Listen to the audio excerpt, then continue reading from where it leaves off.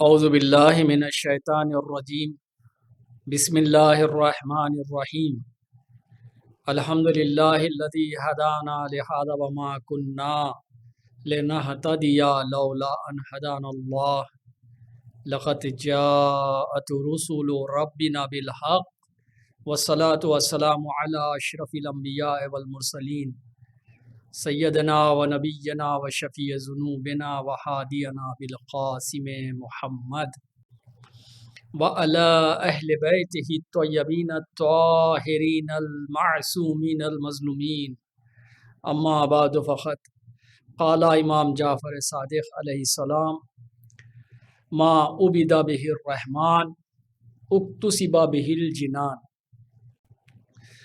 گزشتہ درس اخلاق میں ہماری گفتگو نفس کے مراتب سے متعلق تھی کہ نفس معنی ہوتا ہے کہ انسان کو کمال مطلق سے نزدیک ہونے میں، ایسے میں وہ 5 مراحل سے گزر کر نفس مطمئنہ کا حامل ہو جاتا ہے۔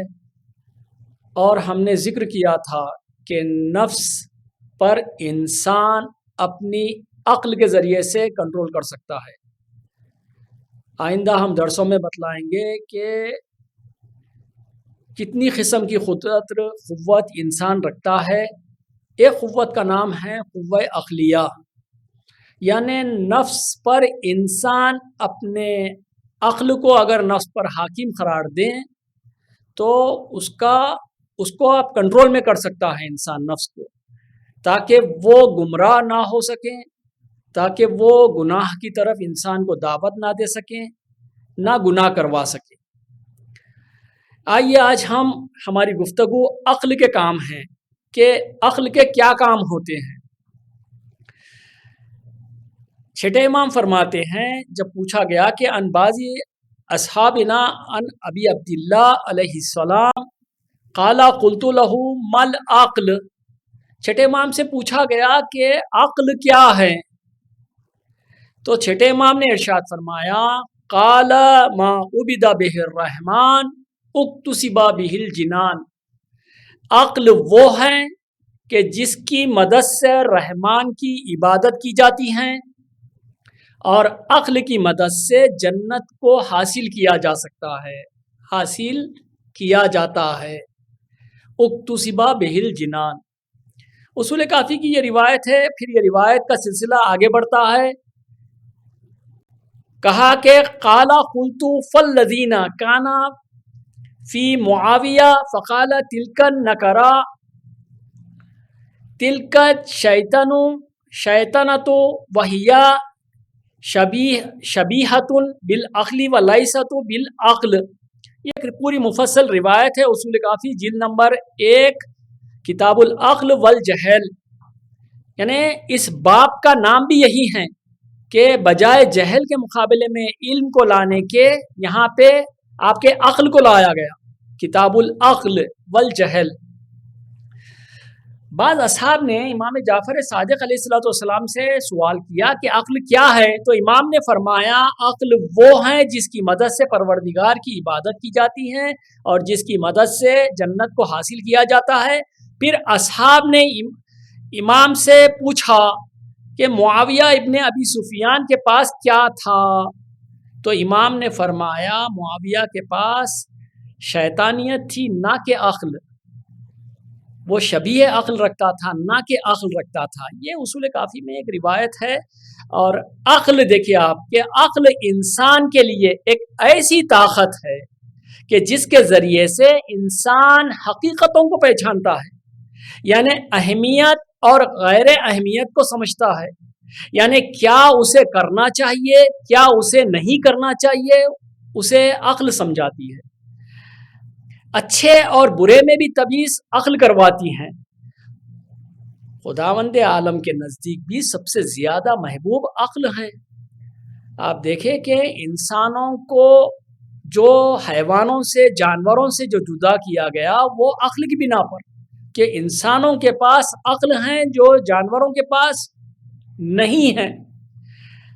یہاں پر دیکھیے خداوند عالم کے نزدیک بھی جو سب سے زیادہ محبوب عقل ہیں کیونکہ عقل اللہ تعالیٰ کو پہچاننے کا ایک ذریعہ بنتی ہے، یعنی عقل خدا سے انسان کو جوڑتی ہے، عقل انسان کو خدا سے نزدیک کرتی ہے۔ یعنی آپ کہہ سکتے کہ کمال مطلق جو کہ ایک موضوع ہے علم اخلاق کا، یہ عقل یہی کام کرتی ہے کہ انسان کو کمال مطلق سے نزدیک کرتی ہیں اور اللہ تعالیٰ کی پہچان کرواتی ہیں، اور اسی عقل کی وجہ سے انسان کو اشرف المخلوقات کہا گیا، یعنی دیگر مخلوقات سے انسان کو جو اشرفیت اس کو شرف ملا ہے وہ صرف اور صرف عقل کی بنا پر۔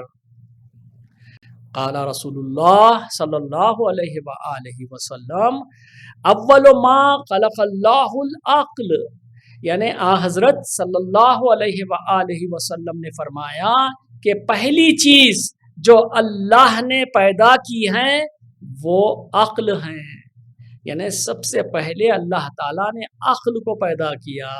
اگر ہم حدیثوں کی روشنی میں عقل کا مطالعہ کرتے ہیں تو چھٹے امام فرماتے ہیں قال ابو عبداللہ علیہ السلام العقل دلیل المومن، یعنی عقل مومن کے لیے دلیل ہیں، یہ بھی اصول کافی سے روایات ہے۔ پھر چھٹے امام فرماتے ہیں کہ عقل مومن کے لیے رہنما دلیل ہیں اور ستون انسانیت ہے عقل۔ دیکھیں آپ، بغیر دلیل کے انسانوں کو نہیں چاہیے کہ گفتگو کریں، بس دلیل کے ساتھ، بس اس کی دلیل کیا ہے؟ اس کی اپنی عقل ہے اور ستون انسانیت ہے۔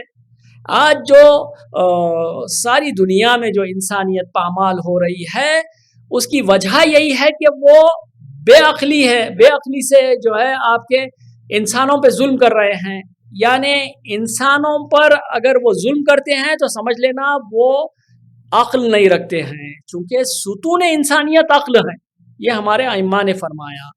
حضرت امام موسی کاظم علیہ السلام بھی عقل سے متعلق فرماتے ہیں، کہتے ہیں کہ ہشام سے کہ یا ہشام ان العاقل لا یکذب وان کان فیہ ہواہ، اے ہشام عقل مند جھوٹ نہیں بولتا، وہ کیسی ہی خواہش اپنے میں رکھتا ہو، یہ بھی اصول کافی سے روایت ہے۔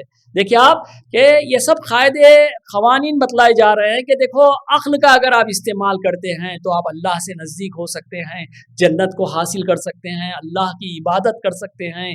عقل آپ کے لیے دلیل کا کام، رہنمائی کا کام کرتی ہیں، اور عقل انسان کو جھوٹ بولنے سے روکتی ہے۔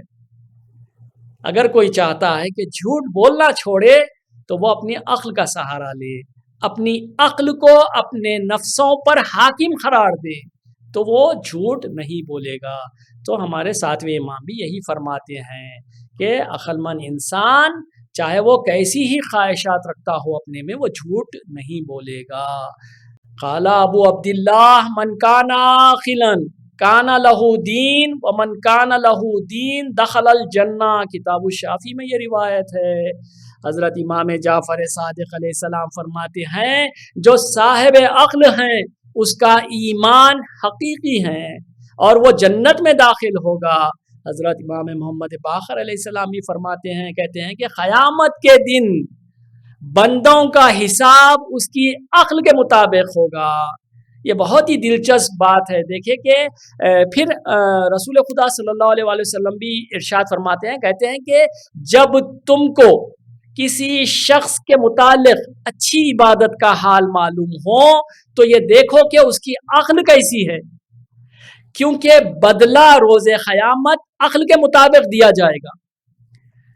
ائمہ معصومین علیہ السلام کی نماز اور ہماری نمازوں میں فرق ہے، چونکہ ان کی نمازوں کا جو ثواب دیا جا رہا ہے وہ ان کی عقلوں کے مطابق دیا جا رہا ہے، اور انسانوں میں بھی جو صاحبان عقل ہیں، جو عقل رکھتے ہیں، ان کو بھی ان کی عقل کے مطابق جزا ملے گی۔ یعنی ہر ایک کو مثلا یہ نہیں کہہ سکتے کہ 2 رکعت نماز فجر وہ بھی پڑھا ہے اور میں بھی پڑھا ہوں تو دونوں کا ثواب یکساں ہوگا، ایسا نہیں ہے، دونوں کا ثواب الگ الگ ہوگا۔ کیوں؟ کیونکہ دونوں کی عقل الگ الگ ہے، ان کی عقلوں کے مطابق ان کو روز قیامت جزا ملے گی. یہ بھی روایت اصول کافی میں ہے. اور ایک واقعہ میں آپ کے سامنے ذکر کروں کہ ایک بندے خدا تھا، عابد تھا اور بہت زیادہ عبادت گزار تھا، عبادتیں کرتا تھا، لیکن اس کے نامہ اعمال میں ثواب میں اس کی جزا بہت کم لکھی جاتی تھی. تو فرشتوں نے اللہ تعالیٰ سے سوال کیا کہ یا اللہ، یہ تو بندہ عبادت گزار ہیں، عابد ہیں، بہت سخت محنتوں سے یہ عبادتیں کرتا ہے، بہت زیادہ عبادت گزار ہے، تو پھر اس کی جزا کیوں کم دی جا رہی ہے؟ اس کے نامہ اعمال میں ثواب کو کیوں کم لکھا جا رہا ہے؟ تو خداوند عالم نے فرشتوں سے کہا کہ دیکھو، جاؤ زمین پر اس کا امتحان لے لو. تو فرشتے آئے اور انسانوں کی شکل میں اس آدمی سے آپ کے ایک انٹرویو لیے، اس سے جو ہے آپ کے ایک گفتگو کرے. اور فرشتوں نے عرض کیا اس عابد سے کہ ماشاءاللہ آپ تو بہت بڑے عبادت گزار ہو، آپ کا ان پہاڑوں پہ جو سبزہ اگا ہے، جو ہریالی اگی ہے، اس سبزے کے بارے میں، ہریالی کے بارے میں تمہارا کیا خیال ہے؟ فرشتوں نے اس عابد سے پوچھا، عابد سے سوال کیا. تو عابد نے کہا ہاں، میں یہی سوچ رہا ہوں کہ ان پہاڑوں پہ کہ جو اتنی اونچے پہاڑ ہیں وہاں پر اللہ تعالیٰ نے سبزہ اگایا ہے، تو میں یہ سمجھتا ہوں کہ یہ جانور یعنی بھیڑ بکریاں کیسا اوپر جا کے یہ آپ کے سبزہ کھاتے ہوں گے، ان کو تکلیف نہیں ہوتی ہوں گی. اس طرح کی یہ سوچ رکھتا تھا. تو فرشتوں نے جانا کہ یہ عابد عبادت تو بہت زیادہ کرتا ہے، لیکن اس کی سمجھ، اس کی عقل بہت کم ہے. تو یہ جان لیجئے گا کہ عقل کے مطابق روز قیامت جزا اور صلہ ملنے والی ہیں. اور عقل کو آپ کو بڑھانا ہے تو آپ کو دین اسلام کے وہ احکامات جو انبیاء علیہ السلام نے، ائمہ معصومین علیہ السلام نے جو بتلائے ہیں، اگر انسان اس پر عمل پیرا ہو، خصوصاً اخلاق کا سہارا لے کر، وہ ساری باتیں جو اخلاقیات میں، اخلاق میں بتائی جاتی ہیں، اگر انسان اس پر عمل پیرا ہو تو یقیناً انسان کی عقل بھی پروان چڑھے گی. جب انسان کی عقل پروان چڑھے گی تو وہ اللہ کی عبادت، رحمان کی عبادت بھی زیادہ کرے گا اور جنت کو بھی حاصل کرے گا، اور اس کو روز قیامت جزا بھی اس کی عقل کے مطابق ملے گی، اور یہ عقل اس کے لیے رہنما، دلیل کا کام کرے گی. والسلام علیکم ورحمۃ اللہ وبرکاتہ.